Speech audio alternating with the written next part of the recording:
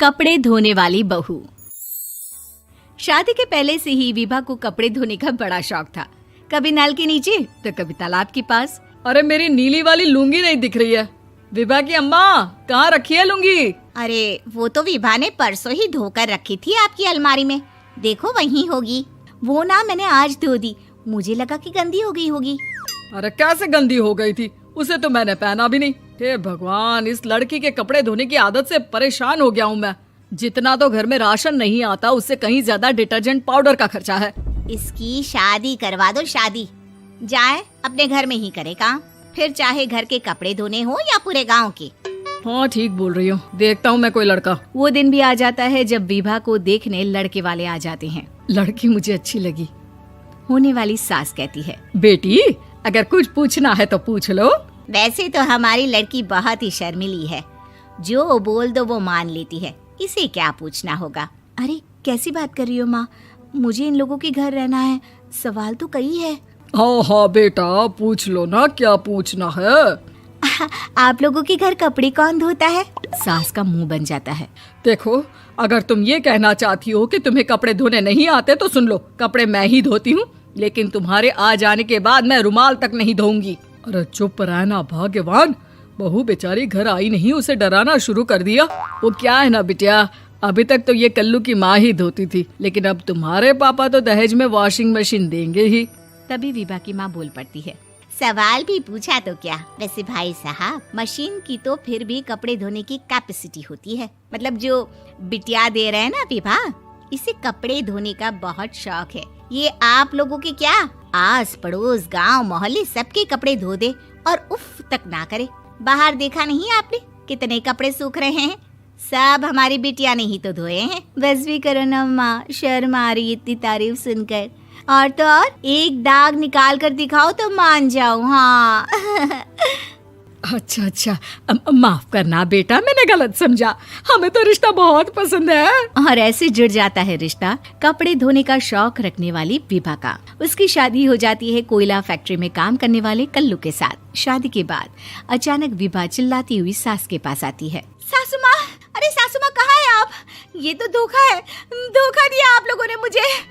इसे ससुर के चक्कर के बारे में पता चल गया। अरे तो उसमें तुझे क्यों धोखा मिला है? अरे नल में पानी नहीं आता, कपड़े कैसे कब धुलेंगे?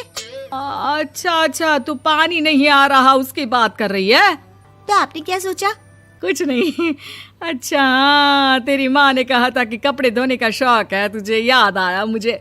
शौक बोलकर कपड़े धोने वाले मेरे जुनून को कम ना आके सासू माँ, कपड़ा धोना मेरा गुरूर है। तभी पति भी वहाँ आ जाता है। अभी मैंने इसे सनी देओल की फिल्म दिखाई है, उसी के डायलॉग मार रही है माँ। अच्छा सुन, साफ साफ बता रही हूँ, पानी सुबह 4 से 6 और शाम को 10 से 12 आता है, समझी? विभा टाइमिंग सुनकर हैरान हो जाती है। ये क्या भूतों का मोहल्ला है? सुबह 4 बजे उठकर कौन कपड़े धोता है? 4 बजे टंकी में पानी जाता है, फिर सारा दिन धोना ना, किसने मना किया? अरे कैसी बात कर रही हैं? 200 लीटर की टंकी में कितने कपड़े धो लूंगी मैं? सुबह ही उठ जाऊंगी मैं। अब क्या था, विभा सुबह 4 से लेकर रात के 12 बजे तक कपड़े ही धोती रहती। एक रोज सास पड़ोस से निकलकर कहीं जा रही होती है कि साथ वाली कहती है, हाँ कल्लू की माँ, जरा ये बताओ कि 2 साड़ी है, 2 ब्लाउज और एक पेटीकोट और एक नाड़े वाला लंबा कच्छा। हाँ तो? अरे तो क्या, कितना लोगी धुलाई ये बताओ। धोबन दिख रहे हैं हम क्या? हमारे पति सरकारी नौकरी से अभी रिटायर हुए हैं और बेटा सुपरवाइजर है कोयला फैक्ट्री में। धोबन समझ रखा है हमें? हाय रे कल्लू की अम्मा, माफ कर दो, वो तो मोहल्ले में यही सब बता रहे थे कि तुमने बहू को कपड़ा धुलवाने के काम में लगा दिया है। सास को पड़ोसन की बात सुनकर गुस्सा आ जाता है। वो घर पहुंचती है जहां घर के बाहर ही इतने सारे कपड़े सूख रहे होते हैं जितने कि किसी धोबन के घर पर। अरे ओ कल्लू की दुल्हन, बाहर निकल। माँ जी यहीं आ जाओ, बाथरूम में चादर धो रहे हैं हम। अरे अभी हम धोते हैं, तुमको बाहर निकलो। ये आस पड़ोस वाले बोल रहे हैं कि हम बहू से कपड़े धुलवा कर उसे कपड़ा धोने वाली बना दिए हैं। अरे छोड़ो ना माँ जी, किन लोगों की बातों में आती हो? आस पास के लोगों का तो काम ही होता है कि वो किसी तरह सास बहू को लड़ा दे। बहू सारे घर के कपड़े धोती है, ये क्या कम है? बोलिए। सास को भी लग जाता है कि वो बहू का ये सनकीपन नहीं छुड़वा सकती, इससे अच्छा है कि खुद ही चुप हो जाए। एक रोज सास और बहू मंदिर जाते हैं, जहाँ सास की साड़ी वहाँ खड़ी भीख मांगने वाली से मिलती है। माँ जी क्या बात है, आपकी साड़ी उस भिखारन से कितनी मिल रही है ना? हाँ हाँ देखो तो, दोनों की साड़ी मिल रही है। क्या बात है कल्लू की अम्मा, तुम खुद को तो अफसर की बीवी बताती हो और ऐसी सिंपल सी प्लेन साड़ी पहनकर घूमती हो। सिंपल और प्लेन नहीं है ये साड़ी। तो क्या सोने के धागे से फूल बने हैं? कुछ भी सासू माँ, कुछ भी। हाँ बने थे इस साड़ी में सोने के धागे से फूल। मेरे पति लेकर आए थे मद्रास से स्पेशली मेरे लिए 10,000 की। ताहे भाई साहब इस भिखारन के लिए भी सेम टू सेम साड़ी लेकर आए होंगे 10,000 की। सास उस वक्त तो कुछ नहीं कहती, लेकिन बहू के साथ घर आती है और अलमारी से एल्बम निकाल कर लाती है। ये साड़ी देख रही है, ये वही साड़ी है जिसे मैंने अभी पहना था। इस साड़ी में ये जो चमकदार फूल दिख रहे हैं ना, ये सोने के धागों से काढ़े गए हैं।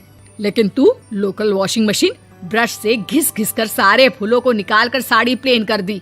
मुझे माफ कर दीजिए सासू माँ। और तो और, जब मैंने तुझे तेरी गलती के लिए कुछ नहीं कहा, लेकिन तूने तो सबके सामने मेरा मजाक ही बना दिया। क्यों? बहू को समझ में आ जाता है कि अब से उसका कपड़े धोना बंद।